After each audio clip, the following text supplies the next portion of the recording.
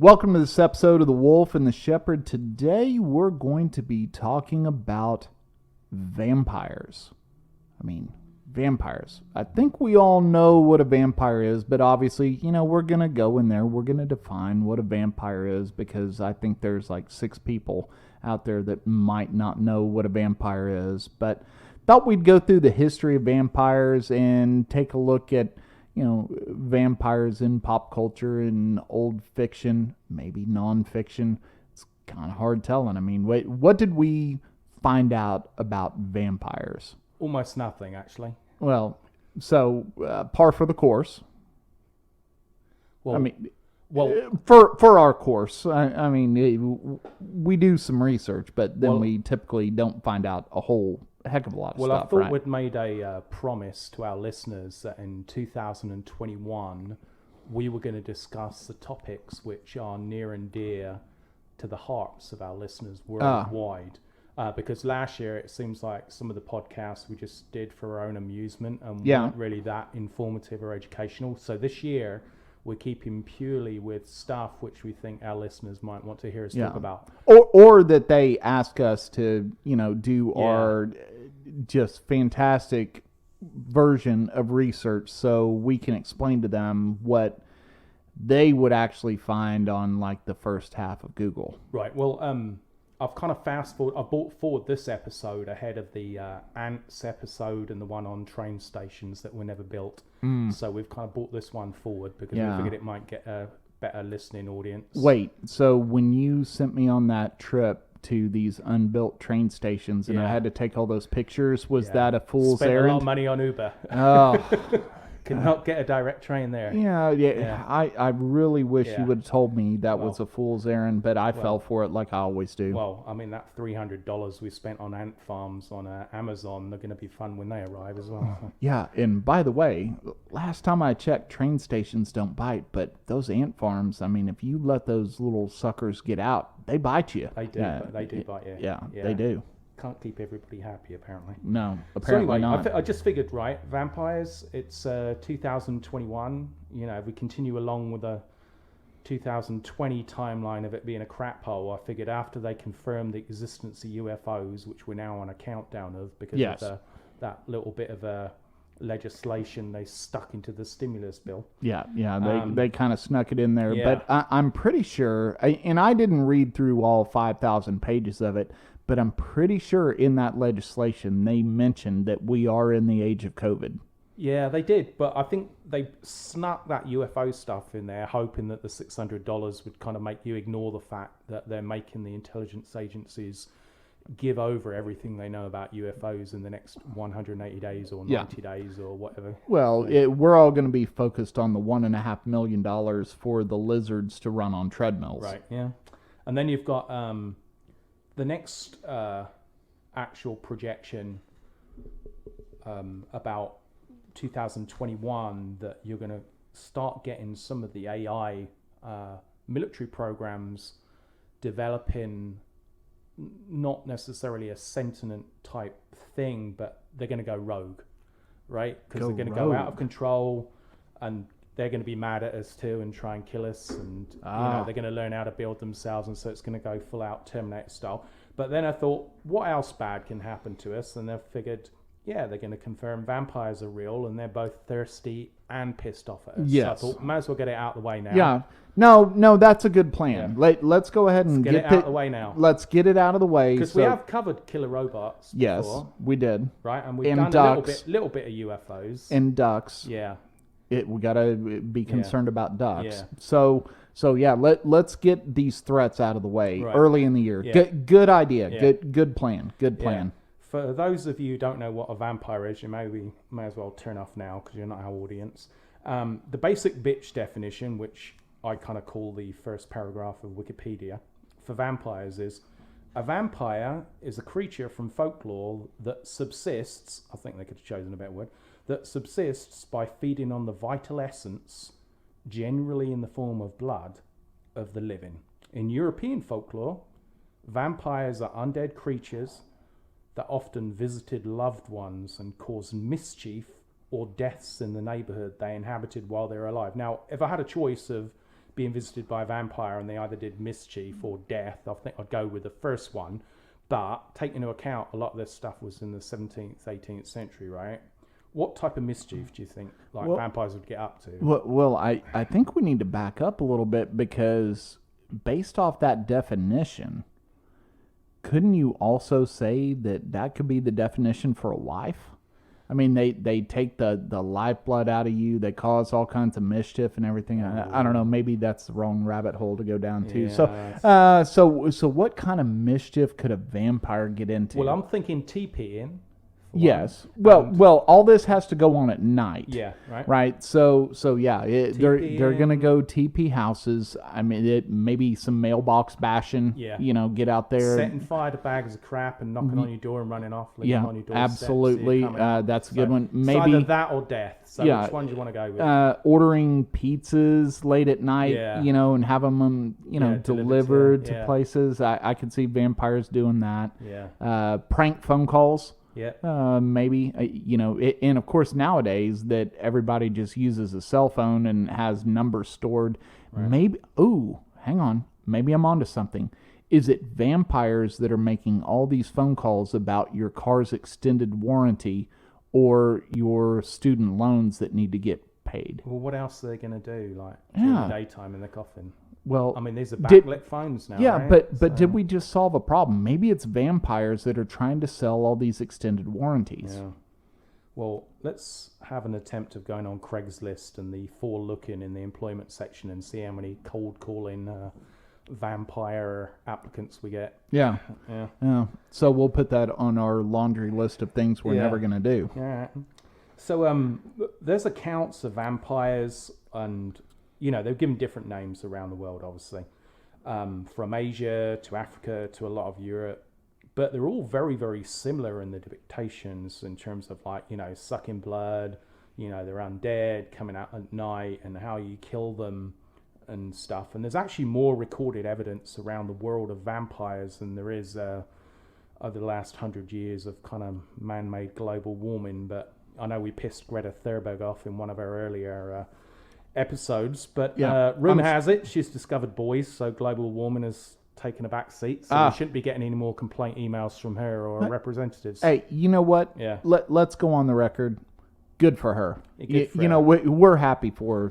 So congratulations on discovering boys, and good luck to you with that. And as a side note, anybody dating her, we feel very, very sorry for you. So, you are taking one for the team. You know what's going to happen the first time they get in an argument? She's just going to be like, "You have taken away my dreams. Yes. You have ruined my childhood. No, you're so bad." That's going to be a rough first argument. Yeah, it is. Yeah, right. But now, in terms of Western Europe and North America, which is arguably probably the only part of Earth that matters. Yes. Vampires, they kind of turned up after reports in the 18th century. There was a lot of mass hysteria in the Balkans and Eastern Europe. Okay. Right?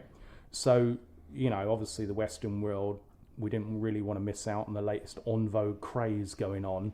So it wasn't long before, the West were into staking corpses and buying a lot of garlic, jumping on the bandwagon really with it. Oh, sure. I think there was a little bit of a conspiracy there with the garlic industry. Maybe they were suffering, and they said, hey, this garlic will take care of vampires. Because it could have been something like coriander.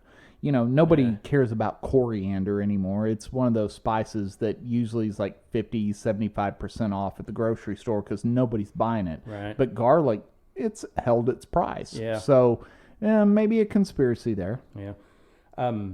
Now, I've actually been to the Carpathian mountain region in Europe, around kind of Hungary, Romania and stuff, close to Transylvania. Okay, that's what I was about to ask. Yeah. So is that Transylvania area? Type area, yeah. Okay. We don't want to get too specific. We're not geographers by any stretch of the imagination. No, I can find Texas on a map, but beyond that, can't find anything else. But I know Transylvania is somewhere over there. Yeah. I think the phone number to call them is 5000, and that's pretty much all I know about Transylvania. Yeah, that's true.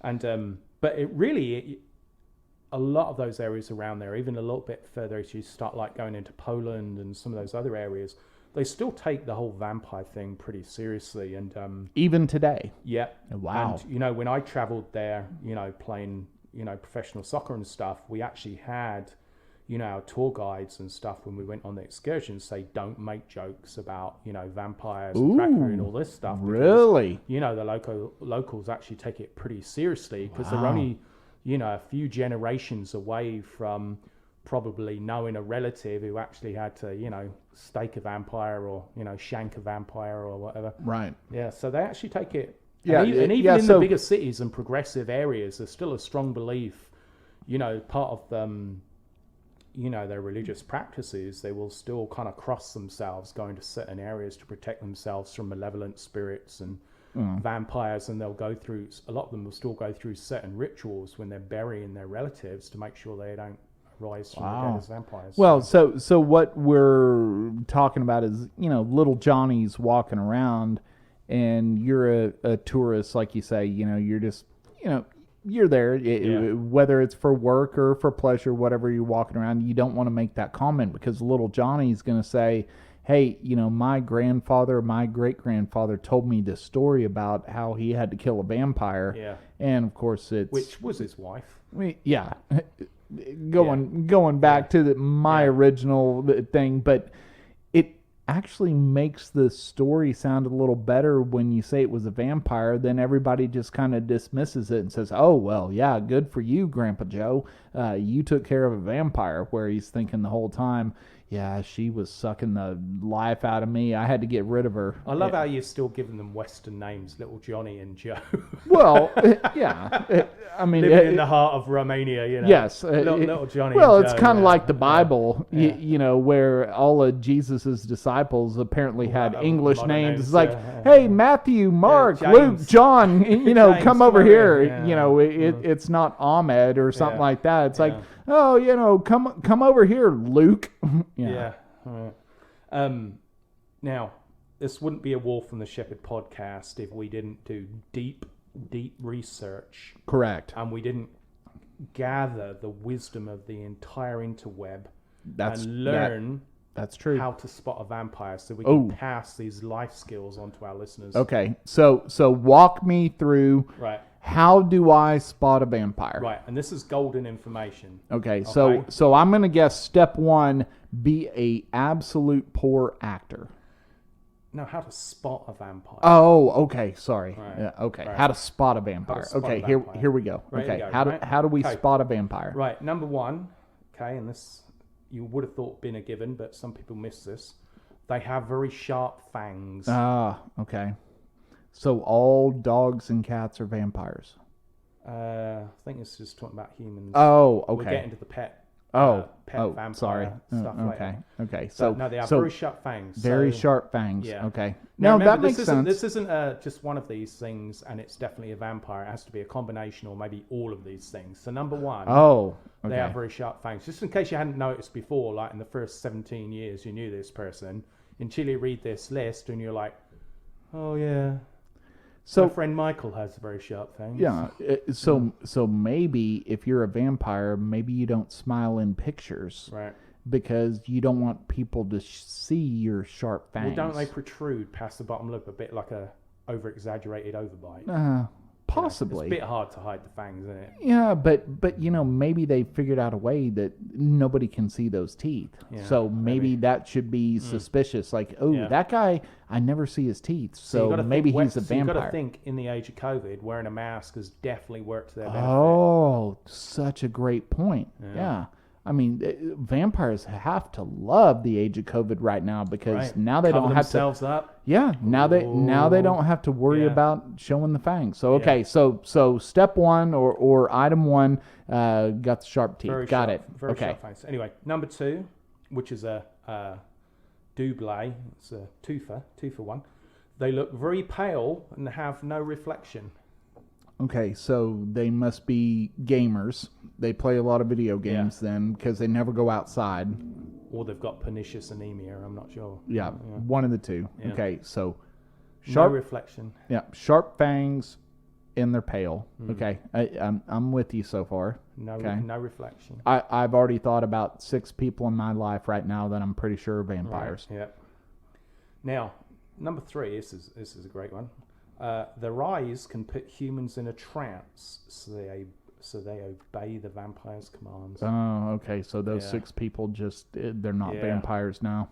But I've thought about 2 other people that have those eyes, but they're not pale and everything. So now I'm pretty sure I don't know a vampire. That's kind of depressing. I wonder if they're influential over Zoom calls as if they would be in real life. If their eyes are kind of like hypnotic. Maybe. You know? Yeah, I see your point. Yeah, because we've had to move to a lot of Zoom calls now, so I'm just wondering kind of how the vampires get people to do their bidding if they're having to do it over Skype or Zoom. You know, all our listeners know we're terrible at Zoom. Every time we've had to do a remote interview, it's not been great. Well, actually, if their eyes were hypnotic over Zoom, we would be the least people to be affected by it because we can't get it out of a 400 by 640 resolution. So yeah. No, we can't even necessarily see the eyes. We know where the eyes should be on the face. Hey, we're doing good to be able to convert a Zoom call to a video version on YouTube where you can actually see what we're doing because we've had to trash so many videos because we're terrible with that. It looks like amateur ghost footage. Yes. Yeah. So anyway, they never age and can live forever. So, you know, forgetting Nancy Pelosi, right? Vampires never age and can live forever. But this is assuming they have a, you know, consistent source of blood. Is Paul Rudd a vampire? Well, is Keanu Reeves a vampire? I mean, there's a lot of people. Jennifer Aniston, even. I mean, these people. Betty White. Age. Well, no, she looks old as a yeah, but Keith Richards. She's still alive. What about Keith Richards? Just because they're still alive, they don't look young, though, do they? Yeah, but you know, some of them maybe that's just something to fool everybody. Maybe it's makeup. Yeah. I mean, let's think about what Hollywood can do with makeup and aging people or de-aging people or whatever. Maybe Keith Richards has been alive for like 400 years. Maybe he's Dracula. Well, I think he took that many drugs that at some point some of them combined to create immortality, and it's like RNA and DNA. Yeah. Here's a good one. They sleep during the day. Okay, so my daughter is a vampire because she gets up at like 1 in the afternoon. Yeah, so all high schoolers. Yeah. Often in a coffin. Oh, okay. Well, she doesn't sleep in a coffin. Right. But this is one of the things which got me on this. But hey, by the way, do you know what the difference between a coffin and a casket is? No. Yeah. So I didn't know that there's actually a difference between a coffin and a casket. Is it like $490? Depends on which mortuary you go to. Right. But yeah, the coffin has 6 points on the top of it for the lid, and a casket only has 4, you know, the normal square. But a coffin has that, you know, kind of bowed out deal, kind of where your shoulders are, and then kind of comes back in. Yeah. That's the difference between a coffin and a casket.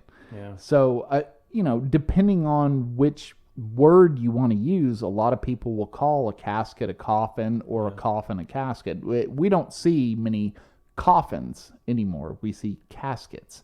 But there's actually a difference. So didn't even know we were going to bring that up, but there is a difference between a coffin and a casket. Still more expensive than throwing you in a ditch and setting fire to you, but, you know. Well, that or, like I've always said, put me in a trash bag and put me at the curb. You know, just get rid of me that way. Right, yeah. So, no offense, by the way, to our listeners that might run funeral homes, because we're always looking for sponsors, and we would accept a sponsor from a funeral home, and we will explain how you need to have all of those things go on during the funeral, and we'll go ahead and edit that out. And just for a photo op, we will both pose in a casket or a coffin if you want to take photos of us, and we will sign the photos and you can put it on the website. Actually, one of us in a coffin, one of us in a casket, so we can show the difference. Yeah. I think that'd be a good educational piece. Maybe one of us getting staked as well. Yeah. Let's make that you. Yeah, okay. Okay. Right. So this next one, and one of these words kind of jumped out on me. They like to bite a person's neck to drink their blood. Now, they like, I figured the whole drinking blood was more of a necessity Right. for the continuity of being a vampire. So so it's like, oh, what are your hobbies? Playing Modern Warfare, TPing, creating mischief in my old neighborhood. Right. I really like to bite people's necks. Now, Yeah. drinking the blood, that's secondary. I just like biting people in the Yeah, neck. but why the neck? Is it the carotid artery? Is that like the best place to get blood? Well, Is that actually, why they always go some there? of the old legends from around the world, they would actually bite people in the stomach. The stomach. Well, you see, like you get the whole vampire movie stuff, right? And the vampire is normally hypnotizing the victim, looking in their eyes, and they're kissing, and then goes to kissing on the neck, and then bites. I don't know how you get away with that biting on the stomach, I don't either. because that's That sounds like a chubby chaser. yeah. I mean, if that's where they're going with that. Yeah, I don't know how you kind of. Because I can picture a vampire biting the wrist more than the neck. I mean, Yeah. wouldn't that be much easier? Well, I'd be suspicious, once they start kissing on my stomach.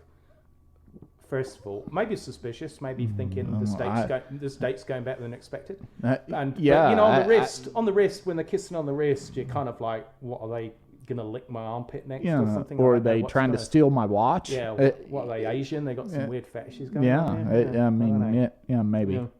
So anyway, they like to bite a person's neck. Anyway, some legends tell that a vampire can turn into a bat. We kind of knew that one from the movies and stuff.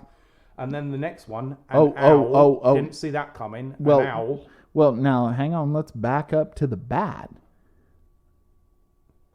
because there's a rumor that the whole COVID thing started from bat soup. So can we blame vampires on COVID? No.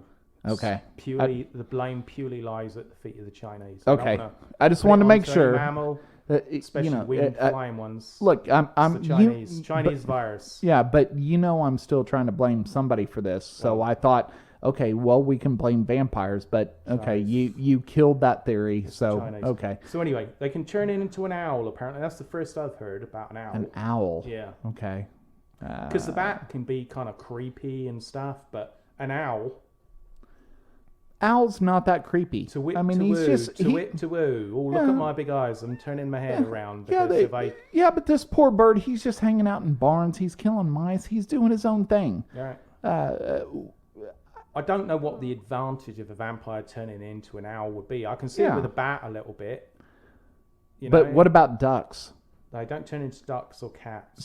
See, but ducks would make much more sense. If they're going to turn into a bird, What? Well, I don't know. Wouldn't you want to be a duck? Because we know we can't trust ducks. That would make much more sense. I mean, who hates owls? Nobody hates owls. That's not true. But well, It's not I don't know. that. But there are some bad people out there that might hate owls. Moloch and all that dark Okay. stuff. Anyway, so he can apparently some legends say they can turn into a rat. So it's a rat. So I don't know if it's like one rat particularly. They all share this rat. Colin the rat. Occasionally he just gets turned. I don't know. Poor But guy. a rat. I don't know. He's got limited reach and generally despised. And this last one, which I'm very much in disagreement about, or even into a wolf. There's no way a vampire is turning into a wolf. No, isn't that a conflict of interest? Because you've got the werewolf thing out there anyway. So why would they kind of cross-pollinate and say there's no way they would do that? No, I agree with you there. That's not happening. That was the first point in this whole list. Actually, what that is vampire propaganda right there. That is 100% propaganda. That is the New York Times writing some propaganda there that vampires want to be wolves. Now, that was the first point in the list where I had some high skepticism, actually. So, but this next one, though, I never heard of this one in my life. Okay. Right? In some regions of Europe, it was well, before you say this, let's be honest. I never heard them turning into an owl either. No, so You've already brought some of these Yeah, but other this things one- to light. So now you're looking at me like, oh, you didn't believe this. This one Just takes the wait for the biscuit. Yeah, this one, just yeah. wait for this one. Yeah, Okay. yeah. All right. Here we go. So in some regions of Europe, I think it was the southern bit of it, because they're a little bit ornamental there anyway. It was believed that pumpkins, right? You kind of at this point, you kind of like, all right, Okay. pumpkins, bit Halloweeny. Yeah. All right. Okay. Or watermelons. Wait. Pumpkins or watermelons. Watermelons? Watermelons, yeah. Watermelons. Yeah, watermelons, right? Watermelons. And we haven't even got to what the point of this is yet. Yeah. Just skepticism about Look, watermelons and the supernatural. Yeah, but I was Yeah. believing you when you said pumpkins. Right. But now you're moving on to watermelons. Yeah. Okay. I'm already not believing you, but okay. Pumpkins and watermelons. They turned into vampires if left out longer than 10 days. And that's even less believable than the whole wolf thing. Yeah. So magically, this gourd or fruit Yeah. They turns come out into a with vampire. best sell by date sticker put on it. Yeah, and we get lazy and we say, I'm not going to throw that away yet because I'm too busy watching Netflix. And now I'm supposed to throw this away. And if I don't throw it away in 10 days, it becomes a vampire. Well, you mentioned Netflix, but I didn't say in some regions of Europe in 22 or 2018. I think this was actually back a few hundred years ago. Oh, okay. Yeah. So before Netflix. Yeah, So when all they had was Hulu. Yeah. So once Netflix came out, it took care of the pumpkins and watermelons. Well, So good for you, Netflix. You solved another world problem. Yeah. Now the last one, just in case, like from that first part of the list, you weren't able to spot a vampire. It goes here. If you think you might know a vampire, you can keep them away by staying in the sunlight, which sucks if you live in Seattle or somewhere, but it would suck anyway, and wearing garlic. And this quote here at the end of this really kind of epitomizes everything. They really don't like either of those things. Don't like sunlight. They really don't like either garlic. of those things. Okay. Yeah. So stay in sunlight and wear garlic. So yeah. So pretty safe to assume that my wife loves food with garlic, likes to be out in the sun. She's not a vampire. Right. So when I go home tonight, I don't have to worry about her biting my neck and drinking my blood, turning into an owl, and worrying that the watermelon that's been sitting out 10 days might turn into some kind of another vampire that might challenge her. Okay, it's a pretty comprehensive list, though. Yes. That's a great list. Yeah. So, obviously with vampires, we have to move into the whole realm of, books and movies. Because that's how most people were introduced to it, not by actual meetings of vampires, because those people were not around to actually record their... Or the kind of research that we do to let everybody know what they need to be worried about. Yeah. So one of the first books that actually gained popularity regarding vampires was actually named The Vampire, which I kind of like. Creative title. Yeah, it's published in... but it gets to the point. Yeah, well, they spelt vampire Vampyre. They were trying to be creative there. Well, anyway, that was published in 1819, but I do actually like that title because it's to the point. It's not throwing me any curveballs like, as I mentioned before in a previous podcast, Kill a Mockingbird. It was a fake title, and the picture of Dorian Gray could have been about anything, but the vampire, that pretty much lets you know this is what it's about. So I think its audience got what it wanted when it bought that. And there was influential work, I'll say that, I'm not sure to who it was influential, in 1847 called Varney the Vampire. Varney. Isn't that a scary name? Varney? No, that seems like lazy writing. Where it's kind of like Raymond or Eric the Vampire in terms of nightmare-inducing titles. I don't know if Varney the Vampire is really... Yeah, I mean, if Eric the vampire comes out, he's like, I'm going to steal your pizza, and that's about it. I'm going to Whole Foods and not bringing you any change. I don't know. Yeah, so that, I don't know. But it was a famous one. I had actually heard of that one before I saw it on Google. Yeah. So anyway, the one which actually piqued my excitement a little bit, the next big title after that was about a lesbian vampire named Camilla, right, in 1872. Okay, hang on now. 1872, you got a lesbian vampire. Yeah. Oh, Yeah. Being They progressive. jumped on the bandwagon quick. Yeah. No, they weren't jumping on the bandwagon. Yeah. They were setting the stage. Yeah. They're driving the bandwagon here. So good for them. That still does support my theory that nobody, not even the undead, wants to bite a man's neck. It's just. That's a good point. Yeah. Then we reach obviously Bram Stoker's, Dracula in 1897. Wow, 1897. That's how old that is. Yeah. Wow. There was at least one sequel to that, but I can't remember the name of the book, and I didn't obviously bother looking it up. It wasn't like Dracula 2, the sequel. It had another name to it, which I've actually seen the movie, but again, not so memorable that I can actually tell you what it is. But, it's a classic in all regards, but it's definitely not the last time an Eastern European arrived in England by boat to suck the country dry. Well, that happens on a daily basis over there. Yeah. So, after that, books about vampires are pretty crap. Anne Rice wrote Interview with a Vampire in 1976. And slightly before that, one which is more well known was Stephen King's Salem's Lot. Until the movies were made, Interview with a Vampire, I don't know if anybody really knew much about that or Anne Rice. I don't know what else she did, to be honest. Yeah, but, good old Stephen King, I mean, he's going to dig up all that good stuff. Well, he's written quite a few good horror books. Sure. But Anne Rice, I don't know what else she's done. Yeah, me either. Yep. Yeah. Good for her, though. Yeah. I mean, she made her name. She did make a name. Yeah. You only got to write one good thing. Well, she got Tom Cruise and Brad Pitt to appear in the... I don't know if she did, but whoever was in charge of casting did in the actual movie. Interview with a Vampire. Yeah. No, that's true. Yeah. I mean, lots of good folks in that movie. Was... And honestly, that was a great movie. I mean, I did like Interview with the Vampire. Yeah. I thought that was a good version of the vampire story. Yeah, I thought it was a good movie all the way around. One of the funniest reviews I read of that movie by a critic was, it's YMCA gayness meets Bohemian Rhapsody. Oh. I could see that. I could see that. That's a harsh critic, isn't it? Well, but that's what the critics are supposed to do. They're supposed to be harsh, and they're supposed to tell the truth, and they're not supposed to, accept bribes and everything to say things are good when they're not. Well, they definitely wouldn't do that, especially nowadays. Oh, yeah, they never do that.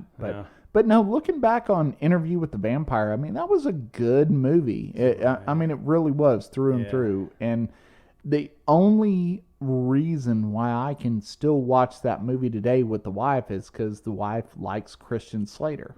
Right. And Christian Slater has that, part that he's the interviewer and doing the actual interview. You know who else? Oh, Kirsten Dunst. Yeah. She was young when she was in that movie. Yeah, I think that was her first movie. Yeah. She was the little girl in that. And, I mean, now she's a big actress. And, all in all, that movie actually was a really good movie. And it's one of those that's held up to the test of time. You could show that movie today, and it feels like a movie that would be made today. Yeah. It's a good movie. Yeah. Let's be honest. It's a good movie. Yeah. Now, I mentioned Salem's Lot, and that they actually made a TV movie for TV, however you call it. And it was back in 1979, I want to say. And that movie absolutely scared the crap out of me. And it's probably still my overall favorite vampire movie of all time. And, I have most of them that have ever come out. Yeah. On our hard drive. Yeah. Well, but you're a horror movie fan and all that, which I'm not. But, let's go back to Interview with the Vampire. I don't consider that a horror movie. I'm not scared when I watch that movie. But you can look at vampire movies and they would be considered horror. Right. I mean, my wife, for instance, the movie Signs, that's by M. Night Shyamalan, right? Yeah. And it's about aliens coming down. She's scared to death of that movie. She considers that a horror movie.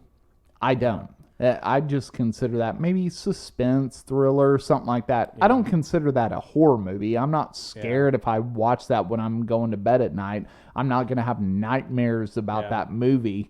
but she will. She Well, absolutely will. that's the So, thing.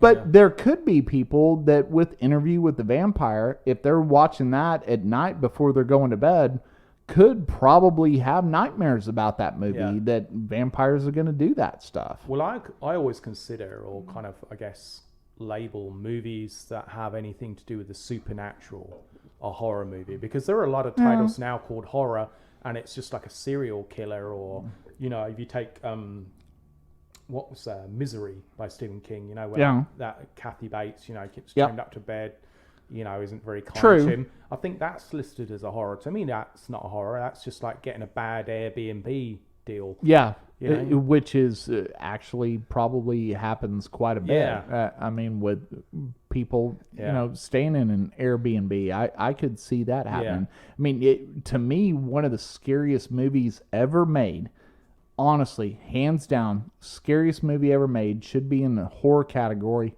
High School Musical. That is such a scary Have movie. you seen the second one? There's like three or four. Yeah. Yeah. Those are scary Yeah. movies. That should scare people Yeah. watching that. Yeah. That could happen. Well, yeah, I think that as the future of the next generation should scare people a lot. Now, there's actually, with Dracula, over 200 movies worldwide which have been Dracula movies. Now, a lot of them have been in different languages, obviously. Sure. Because I've got about 25 of them, but I need to actually download. I need to go on BitTorrent and download the Bollywood versions, because I want to see Dracula with singing and dancing. Oh, absolutely. Coming from somebody who literally has seen Dracula on Ice. And Yeah. I did Dracula on Ice, Bram Stoker's Dracula on Ice. Yeah. I want to see the Bollywood singing and dancing version of Dracula. That would be fantastic. Right? And of course, you got to remember, and I'm sure you do, I mean, Dracula's based off, what's his name, Vlad Dracul or whatever. Vlad the Impaler, a real life person. But he's actually a hero in that part of Eastern Europe, because he fought off the Muslims and stuff, Right. and repelled them. So I mean, I know the name, Dracul comes from the dragon and that type of stuff. But no, Vlad the Impaler is actually a hero in that part of Eastern Europe. And still to this day, he is. I mean, I give him mad props. He did a good job. I think, Had lots of movies made after him. Yeah. I'm guessing his family's not seeing any of those royalties, which is not a even shame. from the T-shirts. Yeah. God, that's terrible. Yeah. Maybe we should fix Yeah. that. I impaled somebody and all I got was this lousy T-shirt. Yeah. Ridiculous. Terrible for him. Now, there was obviously a lot of spin-off and over-commercialization of Dracula, right? Sure. There was a series of movies back in the time when there was a genre called blaxploitation movies, Okay. right? And there was a movie called Blackula, right? Which is basically a black Dracula. I vaguely remember this Yeah. coming out. Yeah. And I can't for the life of me figure out why that type of movie was made at that time, because it's like, if you want to kind of like further civil rights and all this stuff, why bring out blaxploitation movies and Blackula? Yeah. Yeah, because it was just basically Dracula with an afro, I think, but it kept pretty much to the same story, but had a little bit of disco music in it. Yeah, but I don't think you could do that nowadays. Well, no. Yeah, that's long gone. It's kind of like Blazing Saddles. That movie could not be released today. No. You couldn't do it. We could. It lasts about 8 minutes. Yeah, I think there's an edited version that is on AMC that's literally 9.5 minutes long, and it's so boring that nobody knows what's going on. Yeah. It's kind of like, I remember way back in the day when I had normal television. I had, I don't know, Dish Network or maybe just local cable or whatever, and Pulp Fiction came on regular basic cable, and I tried to watch it. And I thought, if this was the first time I ever saw this movie, I would be so confused, because you have no clue what's going on at all, because they had to edit it down so bad. And you walk away. I mean, the edited version of Pulp Fiction is like literally an hour and 15 minutes, because they had to edit so much out of it. You don't even know what the movie was really about. Well, even when they take out the cussing, it's like listening to it in Cantonese. I mean, Yeah, it's just, absolutely. You Yeah. have, and it is not just the cussing, but the violence and Yeah. the everything else. And not that we're sitting here glorifying that, but you don't actually know what the movie's trying to portray. Yeah. One of my favorite movies of all time is Goodfellas. I love the movie Goodfellas, but I hate watching it on TV because they cut so much out of it because we can't have the drug use and we can't have this. And then they substitute cuss words for other words, and it's such a mess that if somebody for the first time watched that movie, It's just like a group of angry people having a lunch meeting. yeah, it's terrible. Yeah. It's terrible. Yeah.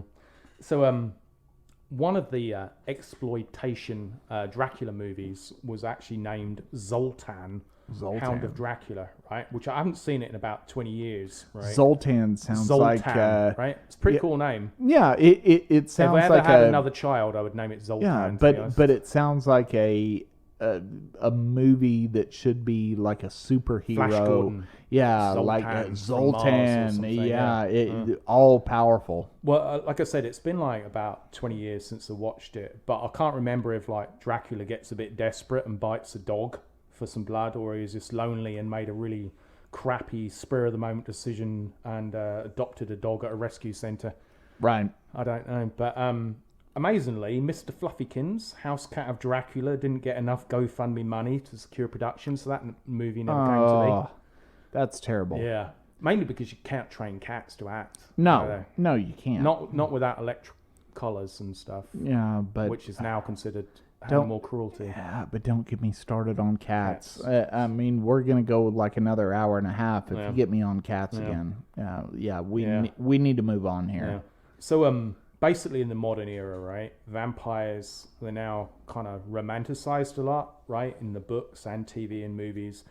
Vampire Diaries, which I will admit I did watch probably about the first 3 or 4 seasons of that. Mainly because I kind of liked a couple of the female characters in there, but let's leave that alone.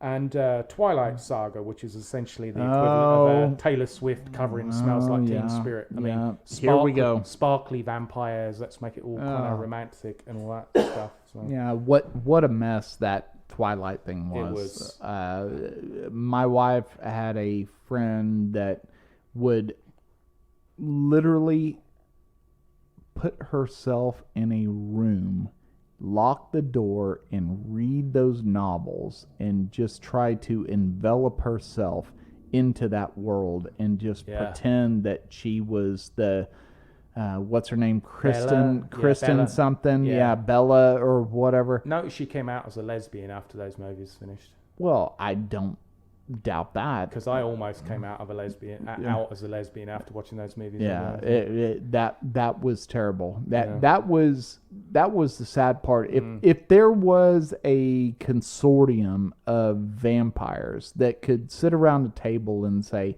"Hey, we got to control our public image," they should have voted against the Twilight Saga. They really should have. They should have came out and said, "No, we can't. We can't have this. Yeah. We definitely cannot have this. This cannot happen." And then, of course, we're not talking about werewolves, but then they have the werewolf portion in there. Yeah. And actually, the werewolves in that was better than the vampires. And that was just such a mess whenever it was done. And thankfully, that's all done, but now the movies did actually have a decent soundtrack. I remember they had some news in there. They had a Tom York's hearing damage and stuff. There was some good things. Songs, I will admit I don't know what the name of the song is, but it's a chick singer, and at the last movie, the chick singer is the the final song or whatever, and they go through kind of like this elongated credits at the very end of the movie. Wasn't that the one they used in like the second 1,000 years? I love you. I'll always love you for 1,000 years or whatever.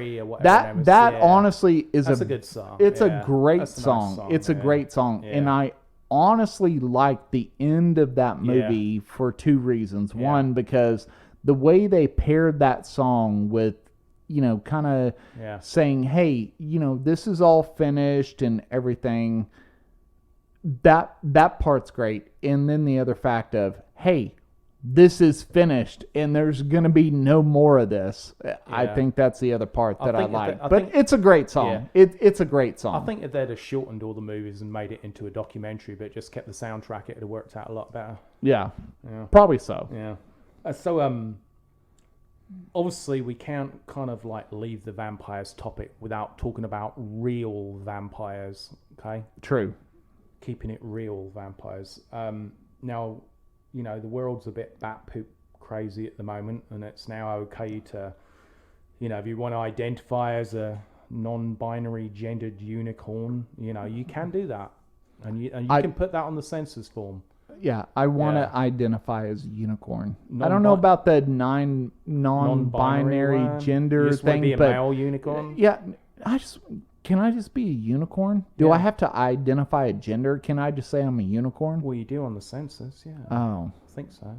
You click the other box if you want. I don't know. I made everything up when I filled out the census. So anyway, there's also people out there who claim to be real vampires. Now, amazingly and coincidentally, most of them dress like Prince during the whole Purple Rain thing. Yeah. That bohemian type dressed up. Why not? Or they look like extras from that Smashing Pumpkins Tonight video. Yeah.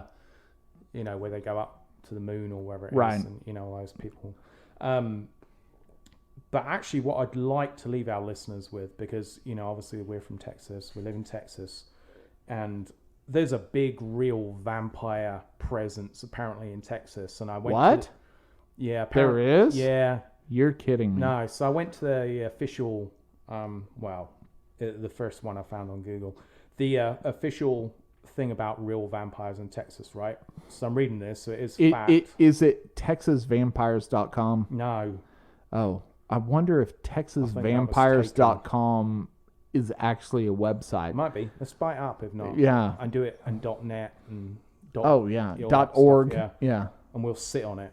Yeah. And sell it for more money next year. But anyway, for like $20. Yeah. So it says Texas is one of many states that boasts of vibrant vampire communities known as courts.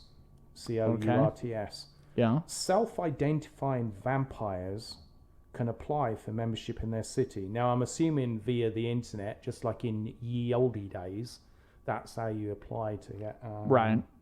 No, that makes sense. So, can you imagine what that, application form looks like?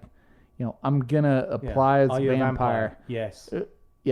And is that it? I mean, is it like dating in the 6th grade where like, do you like me? Yes, no, maybe. Are you forgetting the checklist we did earlier? Those are going to be the questions. Can you turn into an owl or a bat? Do you have very sharp fangs? That's going to be the checklist on that form. It's going to be a one-page checklist.